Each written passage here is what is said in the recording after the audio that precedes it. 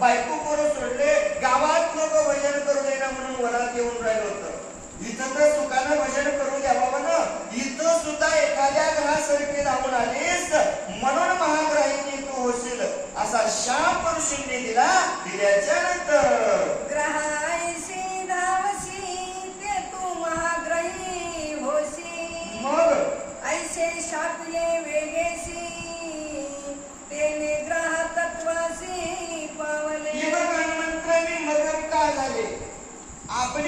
सांगायला सुरुवात केली. महाग्रही आलीस म्हणून ग्रहायसने होशील, शाप मला त्यांनी दिला म्हणून मला मगर भावावं लागलं. अप्सरा म्हणू लागली. त्यासी हावनी शरणागत म्या प्रार्थिले ते म्हणत, रवीशी म्या केले उदंत, दंड तदर्थ मद झालं. दंड मला झाला हो. मग मला कळालं या दंडातून जर मुक्त व्हायचं असेल तर काय करावं लागल. हरिप्राप्तीशी उपाय अंधावे संताचे ते पाय. म्हणून ऋषीच्या पुढे शरणागती पत्कारल्यानंतर साधुसी जो करी छळना अथवा करी उद्धतपणा, मग किंवा करी जो हेळन, तत्काळ पतन तो पावे. हनुमंत साधू संघ जन हेळवा केली, जन छळण केलं, जन वाईट विचार केले आणि जन वाचक सूच करून निघाला. म्हणजे असं कुठं आहे खेळ. असं जन बोलले ना त्याला अवहेलना कराव्या लागतील, त्याला भोग भोगावे लागतील, नरकाला जावं लागलं. कोण अप्सरेनं हनुमंताला सांगितल्यानंतर नवती पुराणीची कथा माझ्या अनुभव प्रत्यक्षात. मग जे उपेक्षिती साधू संता त्यासी खसता रोकडी. हनुमंत ही पुराणातली कथा नाही. मी कोणाचं ऐकून सांगत नाही, मी कोणाचं काही विश्वास ठेवत नाही रे बाबा. तुकोबा म्हणजे अनुभव आले अंगात आणि तेच या जगात येता सांगत असे. हे बघ हनुमंत हे लोकांचं नाही, कारण मी अनुभव घेतले. का? कारण मी केलेलं कर्म मला पुढं भोगावं लागलं. जैसे कर्म केले आणि तेच भोग आले रे बाबा हनुमंता. मला माहित होतं साधू संताला ज्याला छळण केले ना एक दिवस त्याला हे कर्म भोगावे लागतात आणि तेच कर्म मी या ठिकाणी भोगत आहे. माझा अनुभव तुला सांगते. अप्सरा बोलू लागली. ऐसे विनिता ऋषी जना तेही होऊनी प्रसन्न. मग मज दिदले वरदान तुझे उदाहरण हनुमंते. मला तर शाप ऋषींनी दिला. नतमस्तक चरणावरती झाले, विनंती केली, सांगितलं महाराज माफ करा, महाराज चुकलं माझं, माफी मागितली. नतमस्तक झाले. दयाळू कनवाळू कृपाळू जगाचा उद्धार करणारे माझे संत आहेत. संतांना दया आली आणि उशाप दिला. तुझं उद्धरण कुठच्या हस्ते? हनुमंतरायाच्या हस्ते होईल असा उशाप दिल्याच्या नंतर कपीच्या पायसी. मग स्पर्श होता सज्जनासी तेने उद्धरसी सतसंगे. शाप दिला तो उशाप दिला आणि सांगितलं जळचर भासील. हनुमंतरायाच्या पायाला दर्शन उद्धार होईल. आता मला हनुमंतरायाची तर काही ओळखच नव्हती म्हणले, पण साधून सांगितलं होतं सज्जनाचा पाय धरावा आणि सज्जनाचा पाय धरल्याच्या नंतर तुझा उद्धार होईल. मी रोज त्या ठिकाणी राहिले. किती दिवस राहिले? अप्सरा बोलू लागली. सतसंगास्तव पाही संसार तरती ते देही. मग इतर शाप बापुडे काही मुक्त होई जे सतसंगे. बाबा या सतसंगतीमध्ये राहिल्याच्या नंतर संसार रूपी सागरामध्ये तारल्या जातो. मग हे संसार रूपी सागर का तारून जाण्यासारखं आहे का हो? मान कठीण असणारा सागर सुद्धा या संतांच्या संगतीमध्ये आल्याच्या नंतर तारून जाता येतो. मग बाकीचे सांगण्याची गरज नाही. अप्सरा बोलू लागली. तैपासून मी येथा वर्ष युता होते मी तुझी वाट पाहत. मग झाले निर्मुक्त तुझे नियाजी. हे बघ हनुमंता तैपासून मी येत. किती दिवस मामा? वर्ष. अयुत काय करीत होते हनुमंता? सारखी तुझी वाट पाहत होते. पण तो दिवस आज उगवला. कोणता दिवस उगवला बाबा? धोंड्याचा महिना आला, पर्व काळ मोशेचा लागला. धन्य आज दिन संत दर्शनाचा, अनंत जन्मीचा शीन गेला. हनुमंता अरे तुझ्या पायाचं दर्शन झालं, उद्धार माझा झाला. झाल्याच्या नंतर जन्म मरणावस्था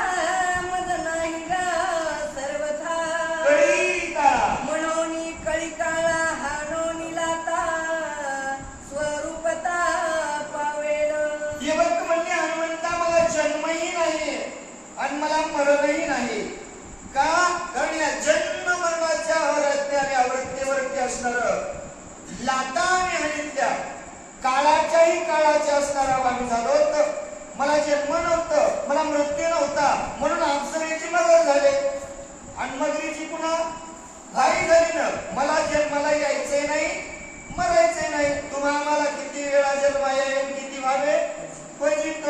बाबा हे जन्म मरणाची मला गरजच नाही, म्हणून कळी काळाच्याही माथ्यावर पाय देऊन तुझी वाट पाहत होते. हनुमंतरायाला बोलू लागले, आपुले निज सुख पाही निरोपावे सद्गुरु पायी. मग ते मी लादले सर्वही झाले उतराई भवश्रमा. हे बघ हनुमंत, आपल्याला जर निज सुख पाहिजे असेल तर काय करावं लागल? साधू संतांच्या चरणावरती नतमस्तक व्हावं लागल. आपलं दुःख त्या साधू संताला सांगावं लागल. जाऊ पंढरीला जाऊ तू म्हणजे काय करू? आपलं दुःख सांगत ना, निवारण करणारा तो आहे ना, त्याच्याशिवाय कोण आहे? कोणीच नाही ना. म्हणून मी साधू संतांच्या पुढे नतमस्तक झाले आणि जन्म मरणाचा फेरा चुकवण्यासाठी विनंती केली. साधू संतांनी माझ्यावरती दया केली आणि आज मी माझा उद्धार झाला असं असणार बोलू लागली. सद्गुरूची स्थिती ऐशी स्वय अनुभवण्याच्या सुखाशी मग पावे शिष्याशी गोड नुन्नधिकाशी न करोणी. हे बघ गावकऱ्याचं म्हणून गावकऱ्या सांगतात त्या ठिकाणी, हे बघा सद्गुरूची स्थितीच आयुष्य आहे. प्रत्येक साधू संतानं काय केलं? स्वतःच्या लेकराला नाही मोठं केलं, पण आपल्या शिष्याला मोठं करतात.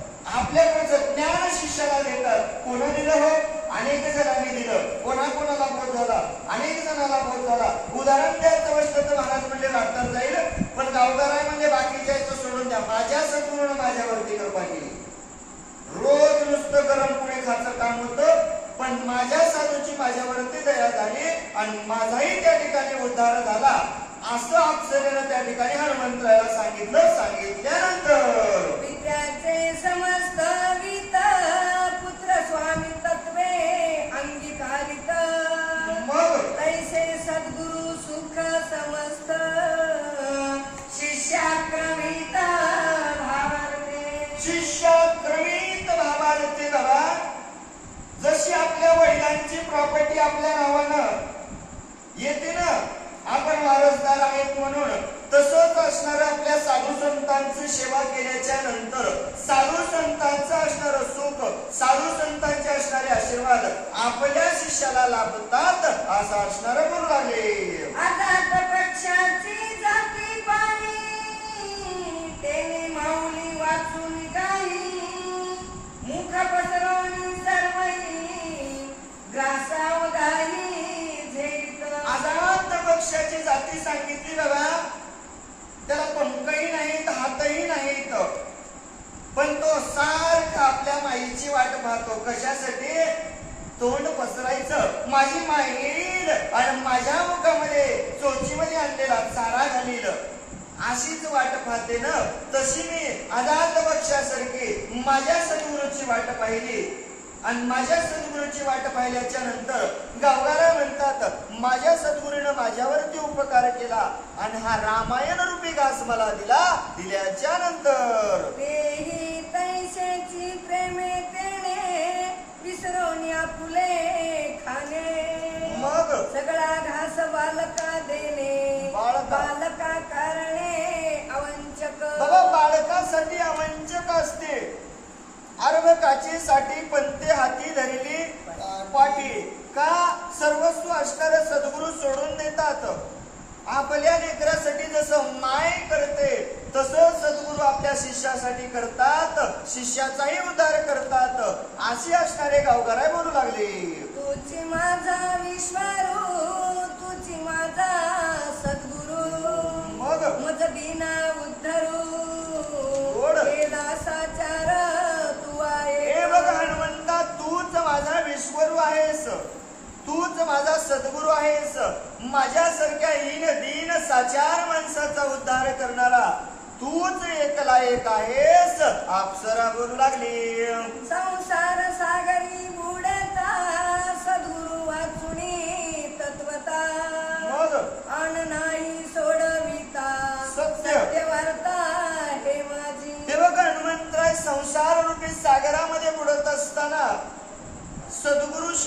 वाचवणारं कोणी आहे का हो? का आहे कोणी? बहीण, भाऊ, चुलता, काका, मामा, सुगके सब साथी, दुःख में ना कोणीच नाही ना. बाकी गणगोत कामाला येतं का? येतच नाही ना. कोणीच कोणाला कामा येत नाही. सोडवी ना कोणी तुझं एका सद्गुरू वाचून बाबा. हे जग काही कामाचं नाही. हे जग आपण आहे तोपर्यंत चांगलं आहे, आणि आपण गेलं की मग सगळे जमल्यावर म्हणतात काढा काढा म्हणती याचा झाला भूमिभार. सजन जमले गणगोत सारे करीती विटाळ. अरे बाबा, तू आहेस तोपर्यंत तुला जवळ घेतील. एकदा काय याच्यातून आत्माराम निघून गेला ना, तुझा विटाळ करतात. अरे हात लावलेले तुला आंघोळ केल्याशिवाय घरात जात नाहीत. मग कशाची चिंता करतो? अरे काहीच नाही. या संसार रूपी सागरामध्ये जर तुला वाचवणारा, या बुडत्या जीवनातून वर आणणारा कोण असेल तर हा तो एक सद्गुरू आहे. म्हणून माझे तुकोबाऱ्यानं म्हणणं सांगितलं, बाबा काय करा, करावी तातडी परमार्थाची. कारण सोडविणारा तो आहे असा असणार बोलू लागले. तू आहे कलिनी एके, उद्धरली ब्रह्मांडे अनेके. मग तेथे मज सारखी रंके, कोणी लेखे लेखा. अरे बाबा, तुम्ही कुलनी एक, उद्धरली ब्रह्मांडे अनेक. अनेक ब्रह्मांडाचा उद्धार केला, अनेक जणांचा उद्धार तुम्ही केलात. मग तिथं माझ्यासारखा रंग पामर काय लेखा लेखावे, काय तू असणार बोलावं, कोण आहेस असं म्हणून सांगावं. तुम्हीच सर्वस्व करणारे आहात असा असणार बोलू लागली. भवसागरी तारक, तू एकला एक. मग तुझं वाचोनी अनेक, न दिसे देख त्रिजगती. हे बघ हनुमंता, या भवसागरामध्ये तारून नेणारा तू एकला एक आहेस. आणि जगद्गुरु तुकोबाराला सांगितलं तुम्ही एकटेच आहात, आणि गावकऱ्यांनी नाथ महाराजांना सांगितलं या संसार रूपी सागरामधून तारून नेणारे कोण आहात? एकले एक तुम्ही आहात. दुसरं कोणी मला दिसलं का? नाही दिसलं ना. माझ्यासारख्याचा उद्धार केला. काय तुम्हाला सांगावं, एवढं तुम्ही कल्याण करता. तुमच्याशिवाय दुसरं कोणीच नाही ना. देवा, तू एकला एक जगाला तारणार आहेस. तुकोबाराने सांगितलं, कारे ना कधीशी कृपाळू देवाशी, आणि पोषितो जगाशी एकला तो, असं सर्वस्व असणारे तुम्ही आहात अप्सरा बोलू लागले. एका जनार्दनाचे रंके, अंधपन्नू दीनमुखे. देखोनी या एका एके, सत्वर लेख आली. एका जनार्दनाचे सांगितलं बाबा, सर्वस्व पाहतात आणि पाहिल्याच्या नंतर दूर टाकतात का मामा? नाही टाकीत, जवळ घेतात आणि काय काय देतात ऐका. नाम एक, रूप एक, जगी वर्णाश्रम धर्म एक. गोड. जगी जनार्दन एक, नाम तारक त्रिजगती. बाबा, हे नामच त्रिजगतामध्ये तारणार आहे. याच्याशिवाय दुसरं आहे का मामा? काही नाहीच ना. तृणाग्नी मिळे समरस झाले, नाहीशे नामे केले जपता हरी. हरीच काम नाव चौळीरी जाणं साई शास्त्री, कारण 18ही पुराण हरीशीच गाते. म्हणून असा तो असणारा एकटा एक हरी, त्या हरीचंच नाव या जीवनामध्ये तारणार आहे. त्याच्याशिवाय दुसरं कोणी नाही असं असणार बोलू लागली. एका जनार्दन शरण, करुणी अप्सरा स्तवन. मग सांगो पाहे पुढील चिन्ह, सावधान परिसावे. करुणी अप्सरा स्तवन सांगितलं. एका जनार्दन स्वामीला शरण झाले, गावगाला सांगतात बाबा, पुढील अप्सरेचा असणारा या जीवाच्यात उद्धार झालेला आहे. आणि आता पुढची कथा गोडच येणार आहे म्हणली. आता लई चिंता करण्याची गरज नाही, म्हणजे झोपायची तर आवश्यकताच नाही. का झोपायचं नाही ग्रंथकार सांगू लागले. सज्जनाचा स्वभाव पूर्ण, मग? दयाळू चापक घन. गोड अनाथाशी देखता जाण, घेती धावण उचलोणी. गावकऱ्याने सांगितलं बाबा, हे सज्जनाचा स्वभाव आहे. मग सज्जन काय करतात हो? एखाद्या अनाथाला पाहिल्याच्या नंतर लांब टाकतात की जवळ घेतात हो? जवळ घेतात. त्यांच्याकडे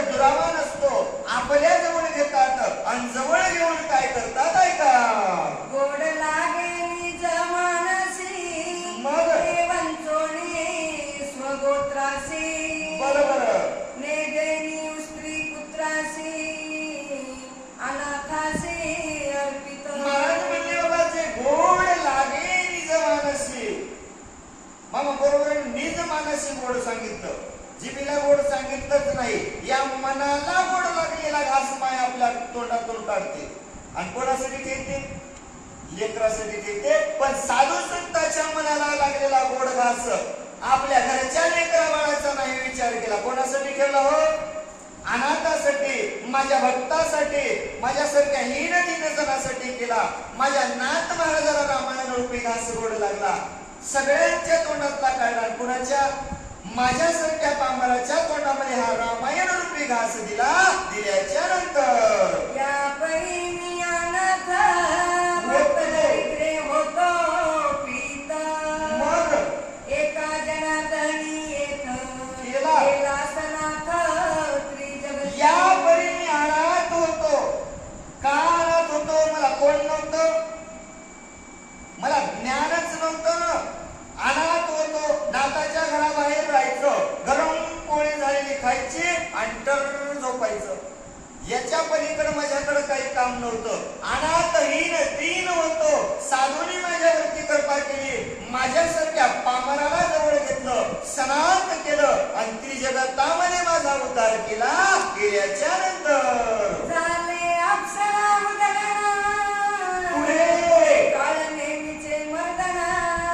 मग एका जनार्दना शरण गोड. पण उरले असे. महाराज म्हणले बाबा, झोपलेल्यासाठी ठळक बातम्या नाही, येणाऱ्यासाठी सूचना.